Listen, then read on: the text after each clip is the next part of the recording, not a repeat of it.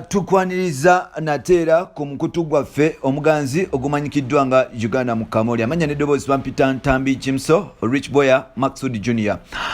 Olunaku lwa leero twagala kutunuulira omusango gwa Bryan White mu bulambalamba biki ebigenda mu maaso era nga olunaku lwa leero ndina omukungu mukwano gwange ate nga analyst amanyikiddwa nga Jaronks. Tugenda kubanga twogera ku nsonga za Bryan White. Olunaku lwa leero tugenda kwebuza ebibuuzo Kiki Ekyatuuka ku musango gwa Bryan White n'Abali Bamuvunaana. Obwenkanya bwasaavingibwa oba nga bulijjo enguzi yamala neyingira mu musango guno. Okitegeera nti tulaba bamutwa engambo ziyitingana n'ebisigadde tulaba amawulire naye omusango tetugulaba bwe gutambula. Omusango guno Jaronks soko obuze ku bantu tubeere nga tugenda mu maaso mpola mpola. Banaye abatuuliza mwenna nsanyuse okuba nammwe olwaleero. Yes. Era nga yenze nga bwabagambye bampita Jaronks. Yes. Rasta Kapata era nga olwaleero ndi mu studio nammwe okwogera ku nsonga ezimu ezirinza okuba nga ziyuza industry yaffe ya music. Yes. Neggwanga oba olyawo. Yes. Jaronks tulaba omusango gwa Bryan White, story ya Bryan White yajja n'ebbugumu naye nesfa olunaku lumu.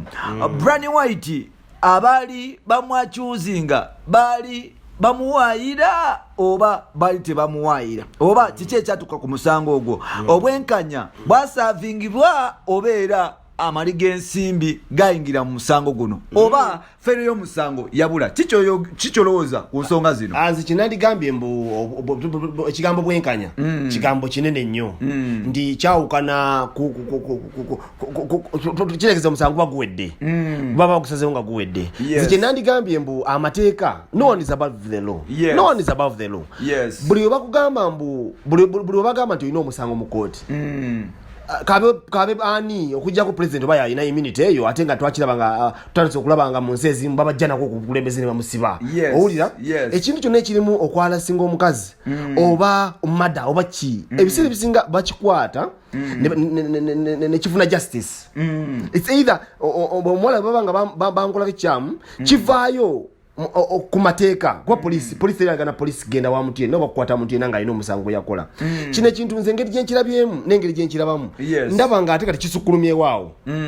Kivudde kati mu mateeka kivudde mu kubeera ensonga y'okuba nti Bryan White oba yakabasanya omukazi oba yakola biki kituuse mu mbeera nandigambye mbu waliwo omusajja atera okwogera ku TV awo n'agamba mbu nti system ezemba mafia. Bamafia bagenda bakyusa ekintu ne kiba nga butukira basibwe kiri ne bakiteeka mu ngeri bwenkola yaabwe gye bakikolamu. Okitegedde nti ogenda n'otunuulira nti Bryan White ayinza okuba kale fine ayinza okuba yalina omusango. Era nze saagala kusawa zino kwogera ku Bryan White ng'atalina musango. Era saagala na kujajinga nsonga eyo Bryan White kumusalira musango kuba bakyali mu kooti. My question is olaba bano abagezako okulwanirira bano abawala ba Vivian Estera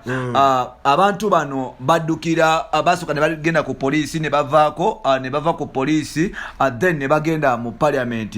esiga eddamuzi ne liba nti twakoze eki esiga eddamuzi ne balibuusa amaaso. Olowooza lwaki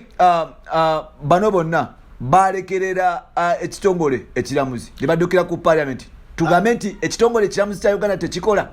Ekitongole ekiramuzi kikola naye ekitongole ekiramuzi ebiseera ebisinga kikola ku misango gye bakireetedde. Okiwulidde omuntu yenna bw'oba ng'olina gwakyuzinga oba akoze ekintu kyonna olina osooka n'ogenda ku poliisi. Okiwulidde abakyuzinga basooka ku poliisi then ne bamala ne bagenda mu tebagenda mu kitongole ekiramuzi olwava ku poliisi bagenda mu parliament. Awo kiraga nti waliwo obunafu wakati bakubamu ekitongole ekiramuzi ebituli because bw'ova ku poliisi n'ogenda mu parliament oba olaze nti ekitongole ekiramuzi tekikola era parliament yesalirawo ekitongole ekiramuzi so nga ate mu mateeka giri nti ekitongole ekiramuzi kirina enkizo nnene nnyo ku bantu bonna era kitwala ne parliament ekyo kyandisuseewo nti wano tulina ekintu kyetukyusiza mu music waffe ne industry yaffe ya music kubanza njala nnyo okwogera nnyo kusaidia music industry waweeri nebiki byebikituusizaako bino abantu bakyusa ne baleetera ebintu byaffe music waffe n'agenda mu politics nti ebiseera ebisinga buli kintu ekituuka ku muntu ali mu music industry babagala mukubira saidi ya politics babagala kukiteeka mu mbeera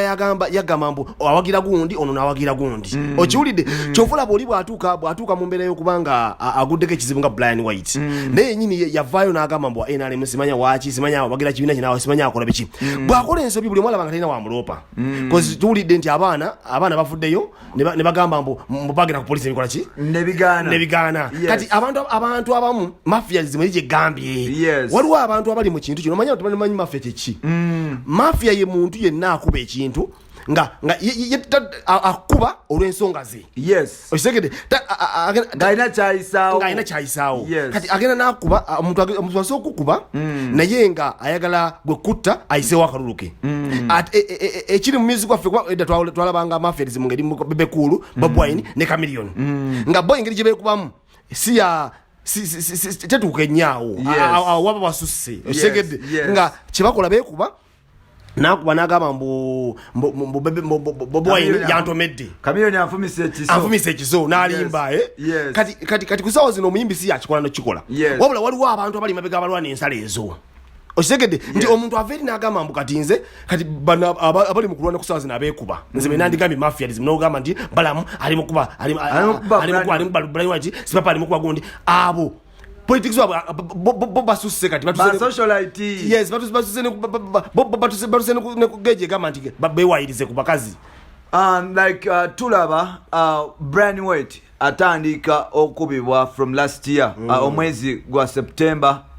bavayo ne bamwakyuzinga nga bwe yakuba omuntu omu amasasi mu compound ye era nga Bryan White yakwatibwa n'agenda erozira n'abeerayo kebbang but unfortunately omusango ogwo tetwamanya kyagutuukako era last year yennyini eyo Bryan White yalina ebintu ebimwakyuzingibwa bingiko gata n'okuba nti emmotoka ze zaatwalibwa n'okuwambibwa abantu ab'enjawulo twagenda okulaba nti mu process eno yonna emmotoka okuwambibwa bani abaziwaddeyo nga tulabamu musajja mukulu amanyikiddwa nga Balamo Barugahari nga bamulumiza okuba nti yali mu nsonga ze ezimu zino era nga Balamo Barugahari promoter ono yali behind mu kukwatibwa emmotoka za sipapa buzibu ki gwe bolowooza Bryan White bwalina ne Balamo promoter ng'omuntu nze kyenandigambye mbu awo kati baba tutte ku nsonga zaabwe zennyini buli okona ku Bryan White n'okona ku Balamo oba otutte ku nsonga zaabwe zennyini tuba tuvuddeyo ne waffe katutuze mu nsonga zaabwe zennyini kuba balwanira bifo bo bali mu kulwanira bifo ebyabwe eyo mu industry mu state eyo gibali mu state kati nga kyenagambye kiri nti omuntu agenda najja mu industry yaffe eno nga bwatukuonako akatono nga alina ensonga ze ziri eri zigenda nezikwatiramu netulowooza nti oba abantu abali mu industry yaffe bakola ebikyamu kumbe bali balina ensonga ze zibalwanira kuba kati okutunulamu n'ogamba nti olumu bagaba ssente ezaani alina okuba campaign manager w'ekibiina ekimu owulira kati oli bw'aba ng'abaddeko ko n'alya ku mugaati kati olutalo lwa mugaati twali lugambye nti olutalo lufuuse lwa mugaati nti buli omu alwana kubanga yafuna nti bw'ongamba nti ku kibuzo kyewambuziza kusooka nti bw'ongamba nti Bryan White bamukwatako ng'alina omusango ne bamala ne bamuta ne mukeesi eno ku ssaawa zino baŋŋambye bamukutte ku poliisi simanya bamukutte ne bamutwala ewantu aye ne bamalira bamukola ki ne bamala ne bamuta kitegeeza kubanze kati nandigambye nze polisi yaffe ya Uganda njagala eri amateeka kwasa bulungi n'ekibiina kyaffe ekyabalamuzi kikwasa bulungi kitegeeza omuntu yenna yenna atutekamu ekirowoozo ky'okuba nti Bryan White alina omusanga abamukyamu nti abadde ebbali n'ateekawo ekibeerabeera ekyokuba nti waliwo omusango bwe kuba nga waliwo omusango kuba teri muntu kubasajja musango nga kotte musalidde n'ekirala Bryan White mukuba nti mu process eno okuba nti abawala bavaayo kumulumiriza ku TV ne mu parliament nga bwe yabakabasanya ekitongole kya poliisi kyagenda ewa Bryan White nekikola search kyasanga omuwala Vivian ne Bryan nga bali mu buliri kwogata n'omwalo oyo Stella ngo ekitanda kya Stella oba obuliri bwa Stella buli opposite ekisenge kya Stella kiri opposite ne kya Bryan White nga just bakava ku TV okugamba nti babakwatira Bryan White abayisanga embwa babasanga ewa Bryan White nga bali mu kweyagala kikuwa kifaananyi kyekyo nze byonna ekyo ng'okitaddeko n'ogattako n'ebituba tuwogera ndaba nga waliwo ebitali bituufu tosobola kuŋŋamba mbwe abaana abawala fine banaye nze kyeŋŋamba nti omwana omuwala tulina omufaako ennyo era si kirungi nnyo in any case okuyisa omwana omuwala mu mbeera gye talina muyisaamu naye ate n'omwana omuwala bw'abanga alina kyayisaawo aleme kumalamu baana bawala abato abajja amaanyi waliwo abaana abato abajja abalina essuubi nti oba ebintu bikolebwa bitya ne bitya toyisaawo mbeera yonna yakabasanya kuba waliwo omuntu akiwulira waliwo omwana avudde ku nsi kati lwakuba bamukabasanya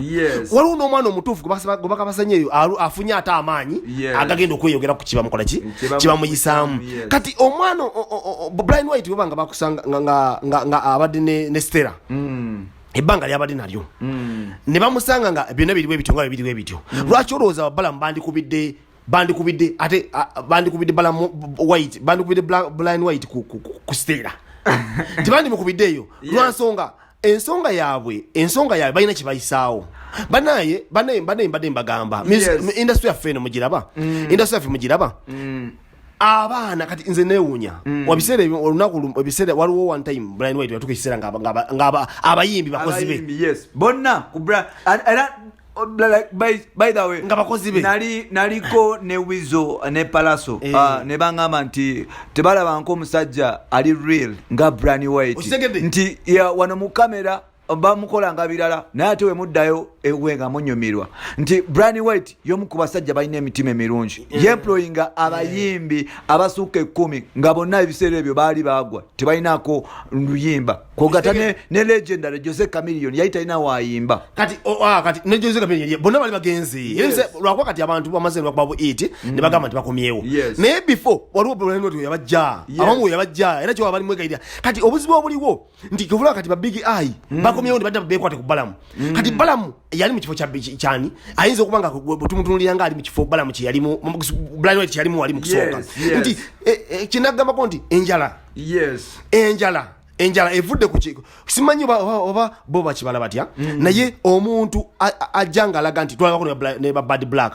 Bad Black yajjako ne sente at a certain time natukisira natanga okubanga atawasa abayimbi osegede ndi kitegeza abayimbi baffe tebalina mugongo tebalina backbone yabwe nafunyo omuntu yenna ajja mu industry waliwo omuntu ajja mu industry yaffe nga aze kugikyusa timing yayo nga ajja kugikyusa line gyeraga abantu abazima bega mu industry yaffe awo batukyusiza line yaffe nedda mu politics osegede kati nekiretera abayimbi baffe bano okweripa baba eripa nnyo mu mbeera eriwo sigenda kunogolayo gunne kusawa zino tetugambe obanji yite enjalo baki abaana beeripa najja ne yeeripa ku kitambula ate ekitambula nga kyani ye Bryan White oba ye Balamu oba ye Sipapa oba yani kati nga tumaliriza ensonga zino tudde ku Bryan White osuubirwa Bryan White twalabyeko parliament nga ewa poliisi ekiragiro kiwandiiko kiba kuntumye enonye Bryan White kuba bamuyita mu parliament nagaana okulinnyayo yagaana okulinnyayo yes ate nga waliwo n'amawulire agagamba nti mu September bagenda kuta akasente k'akalulu ate nga abasinga bagamba nti kekavaako obuzibu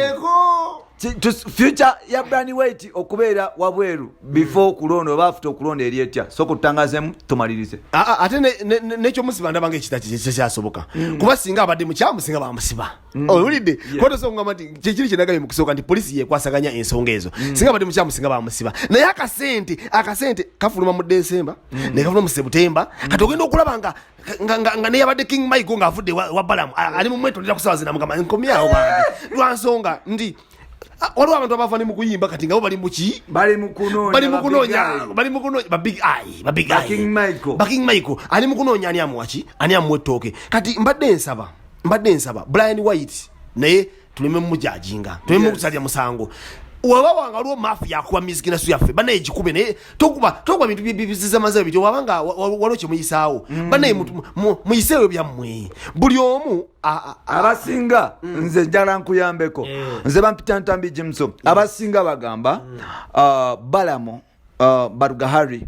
ye musajja eyewayo kuba nti asuula Bryan White kutaka kugata n'omusajja amanyikiddwa nga Sipapa nga ensonga eva ku kasente akagenda okufuluma guno omwezi ogwa September omwaka guno nga tugenda mu kalulu mbu Balamo ayagala kasente ako konna akakwate akaze mu nsawo ye ba Bryan White ngeje bali bavudde kuba nti nabo beerite ku NRM babasuula ettale mbu yensonga lwaki bakuba Bryan White balina omukuba kuba naye yabakuba ate yabakuba atya neddalaba Bryan White yite bakuba Bryan White yakola Bryan White yateekawo embeera naye egonza abantu be baagala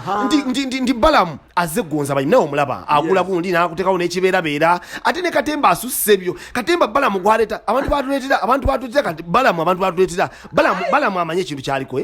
Bryan White yakola ekintu kye ng'abayimbi ayagala bavumbeeza n'abateekawo yabateeka ng'abafudde bakozi baabwe ewaka ate Balamu ye kyakoze ate siba na Katemba siba babiteksi bani babajjo bafulu figure kati ye kyakoze akuba Katemba we bwamukuba nafuna tuyingiza mu mbeera ye kuba yalina kyabala kinagambye ba mafia ababano balaba ne balaba bamukube bamukube lwansonga naye mafia naye byakola naye tetubimanyi bulungi ayinza obanga oli omanyi kankubuulire omuntu yenna eyali abaddeko naawe yakuba kituufu lwansonga aba amanyi kyakwagalako bw'otandika olutalo lw'amayinja ng'osula mu ndabirwamu suubira okukuba amayinja basa endabirwamu bw'abanga Balamu ayagala kasente nawe oyagala kasente bane mutule muteese temuyingizaamu industry yaffe mugijeemu abayimbi baffe mutwale abayimbi abaakoma kwa olwo bambulya nga bo baakoma nga banoonya mbeera yakola faamu nakuba nante owulidde naye abaana baffe abakyayimba bannaaye abaana baffe nga bakyayimba mukole bwe muti mubaleke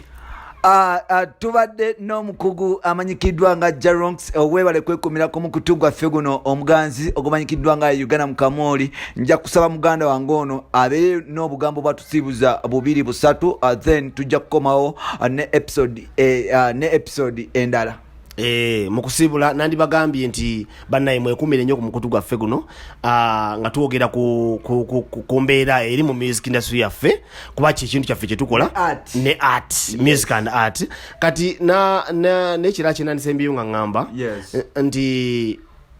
polisi ekola ogwayo tugireke ekola ogwayo bannange namwe abajubisa mubeko nebyo muyisaawo muwewale nnyo embeera eyisaawo ekintu ekimalamu amaanyi atandika obutandisi nga takiwulirangako okiwulidde yisaawo ensonga zonga bwogiyisizaawo namwe abayimbi mwebereremu